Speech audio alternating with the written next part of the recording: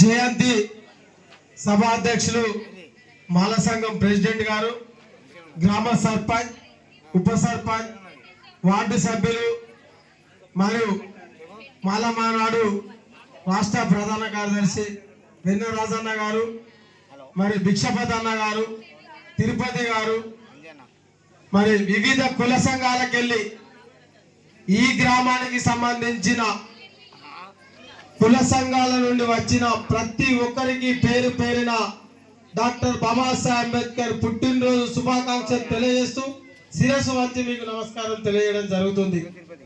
ఎందుకంటే ఒక ward member గెలవాలంటే, మొన్నటి ఎలక్షన్లలో ఒక సర్పంచ్ గెలవాలంటే ఏ రకమైన కష్టాలు ఉంటాయో ఆ కష్టాలకి గెలిచిన వారు గెలుస్తారు, ఓడిపోయే వాళ్ళు బాధపడతారు.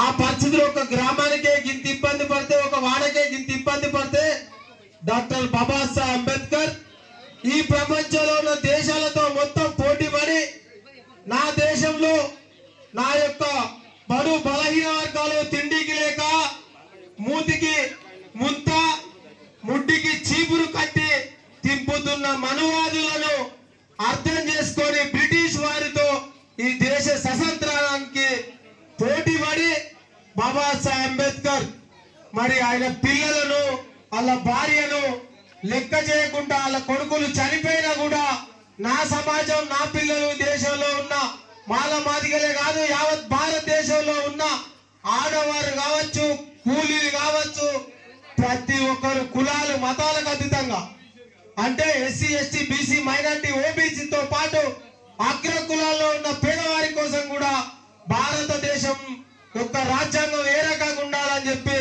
మరి ఈ దేశంలో ఈ రాజ్యాంగాన్ని రూపకల్పన చేసిన మహానుభావుడి యొక్క జన్మదినం ఈ రోజు గోపాల్పూర్ గ్రామంలో మీ అందరి సమక్షంలో ఇంట్లో పాలు పంచుకొని ఈ కార్యక్రమంలో ఉంటున్నామంటే మన అమ్మ నాన్నలకు పుణ్యం చేసిన వాళ్ళం అయితేనే ఈ యొక్క పుణ్యార్థిని జన్మదినంలో పాలు పంచుకుంటాం. ఇది వాస్తవా కాదా?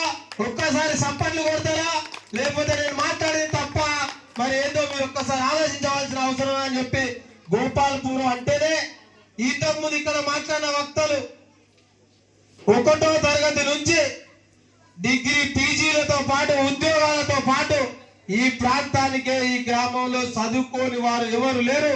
ఇంటికి ఒక డిగ్రీ పట్టా ఉన్న వాళ్ళమని చెప్తున్న బడు బలహీన వర్గాల గోపాల్పూర్ గ్రామ ప్రజలు ఇంత చైతన్యమైనంటే ఇంతకుముందు ఇక్కడ ఒక మహానుభావుని పేరు చెప్పారు.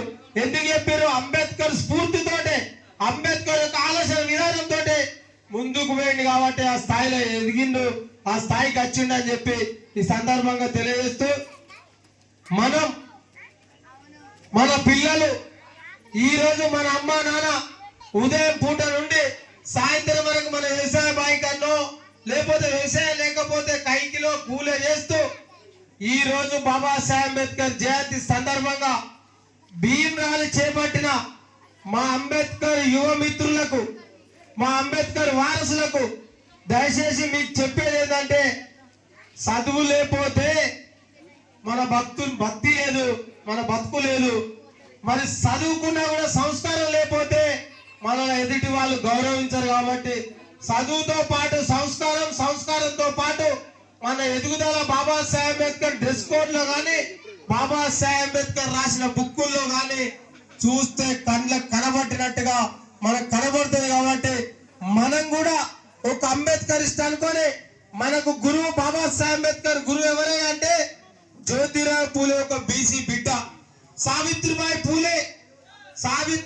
పూలే బడు బలహీన వర్గాల ఇళ్లలోకి వచ్చి చదువు చెప్తుంటే ఆమె మీద పెండతో రాళ్లతో ఎన్నో దాడులు చేసినా ఒక మాసిపోయిన చీర కట్టుకొని ఇంకొక చీరే సంచిలో పెట్టుకొని సంఖలో పెట్టుకొని మన వాడల్లోకి వచ్చి చదువు చెప్పిన మహానుభావురాలు మరి సావిత్రిబాయి పూలే.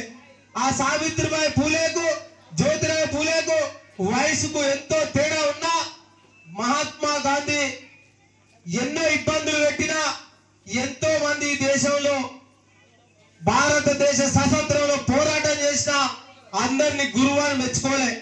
బాబాసాహెబ్ అంబేద్కర్ గురువు ఎవరంటే మీరందరూ చెప్తే నేను కూడా చెప్పినట్టు. బాబాసాహెబ్ అంబేద్కర్ గురువు ఎవరు?